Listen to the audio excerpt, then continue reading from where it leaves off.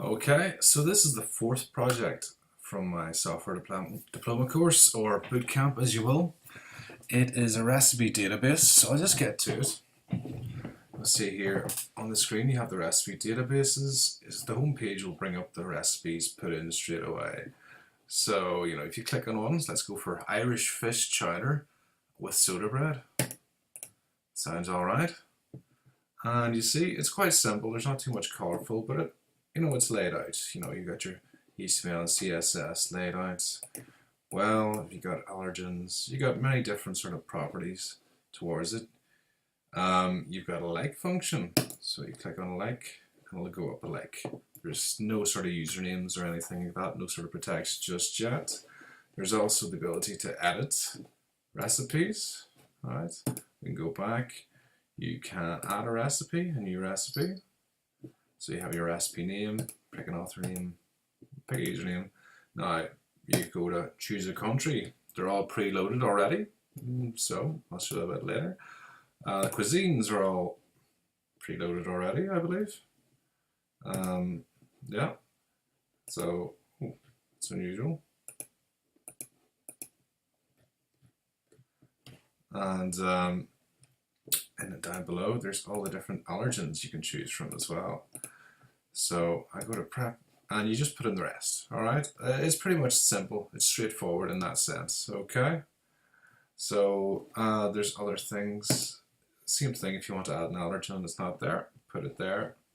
You want to add a country, it's not there. You can add it in here. You can use it on your phone too. If we look here, I think it looks quite well. It comes up quite well. So you have your Pixel 2. Obviously, your menus change when you do that. Obviously, that's through the help of the bootstrap grids. That is quite useful to get through, but I'm not that interested in it. I'm more like the code. So here's another part of it. This is the statistics taken from the website, the recipes as they are now. So you got here, oh look, there's upvotes by users. So Poppy Long, she would have got a lot of upvotes for her recipes, whatever they were. And let's see. And so they were all, it would seem that the ones from Poppy Long were all African and from Anguilla. So these are all sort of mostly linked, not the allergens, but the rest of them, they're all like D3, DC, cross filter, pretty like JavaScript. They all work into it quite well. Yeah, so they're all interactive. Right, now let's look a bit at the code, shall we? Go here. Right, so here it is a Flask function, a Flask app. So we have we've saved our environment details over here, so we don't have to give them away when we're giving them to GitHub and the likes. Let's see, so basically we have the roots, so the get recipes, so the page, get page, it's just going to find out, first of all, what page you're on. So I've made a function here, the get page, the request args get the page, so therefore you can, once you know the pages, you can get the recipe. So the recipes are equal to mongodb.find.sort. So that's basically the function you use when you're using MongoDB to bring it out and do it descending. So that's the order it's in. Pagination, basically you have to sort out how many recipes you want to turn up on a page. I left it 10, and then I had to figure out my own one to make sure it definitely did work, such as here as well. It seems quite complicated, but I was quite proud when I got this. This was quite a while ago, but I'm quite pleased to figure out that one, how to slice the list. So it was quite good for automation and the likes. And it just goes through the different options, to create, edit, the CRUD, different functions with, MongoDB. There are also the search ones, so the regex. So for example, if you want to search by recipe name, you could do it by recipe name here. It would do partial search or to that sort. Must stop putting my hand towards my face. I'm told that's not good for taking videos, but whatever, so we'll battle And yeah, generally it is quite straightforward from then or there on in.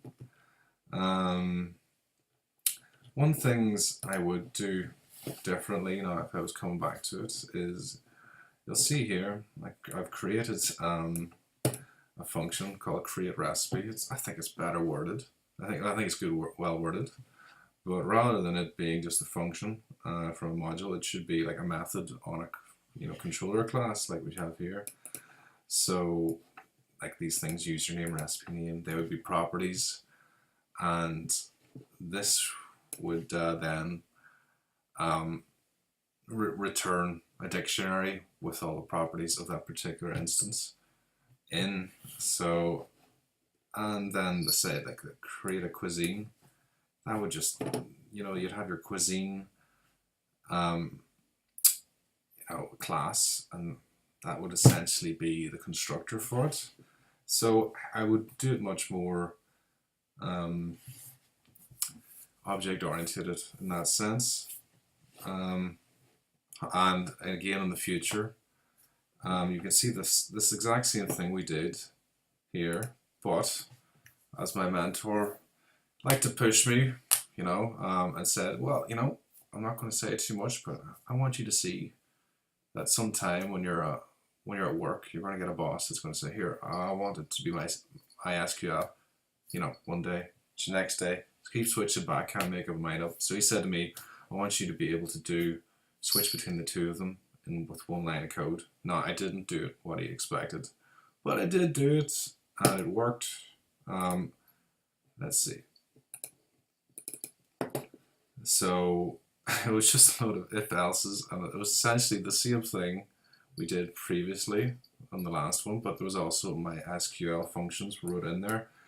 But I think next, if I was to do it again, there would be more classes, and there would be interfaces and maybe abstract classes, to make sure that if you write a method for the MongoDB, if you're going to put it in there, you need to have that available for the MySQL, or else it breaks, the interfaces it would break. Dependency injection, that sort of thing, that's how I'd go about it now. But let's look at the other things I managed to fit in there too that were quite good. Let's see. So we've got this was essentially for the graphs, the charts that you saw earlier. These ones, right? So it's like DC, D3, a cross filter, and we're pulling out from a CSV file that is pulled from the MongoDB. So we're taking we're parsing the data, cleaning up bits here, we're finding averages as we go along, and we're essentially just writing functions to draw the graphs as we were beforehand. And we all have that in the one object, and then so we've written a few. There's the allergens, that's the one separate one that's not linked to the rest of them. It's a bit more difficult in that sense, but it worked out. Let's see, so then here at the bottom we initialize them both, to protect it from going up the DOM and messing with other things. I remember my mentor said to me here, put it all together because it can go up the DOM, mess things up if it's not within there. So we did it then, we created the new instances of the class we did here, and then initialized them. So they stay in, and obviously I also began to learn about using this to stay. This one, the one in here, this is the one we want to keep and not mess with any other ones. Okay, no, I think that's generally it. That's about, it's 9 minutes. I think that's enough to explain this project. Other things to look at, there is other things that I did, other JavaScripts that, no, that's for the next one. Let's see, I'll just look at the README output. So the technologies used, I used Postman to help me to look over it, to track the APIs. I used jQuery for some of the animations as it goes down. And let's see, I did quite a bit of automated testing on it. I was quite pleased I really enjoy the testing. I don't know what it is, you know, sort it out. Get the testing, get all the sort of scenarios you can possibly think of. Let's see, look at my testing. Yes, I did do the testing. You can see here. I really enjoy it for some reason, but it's good. But I think that is enough recording for now. Yeah, that'll do grand. Cheers, bye.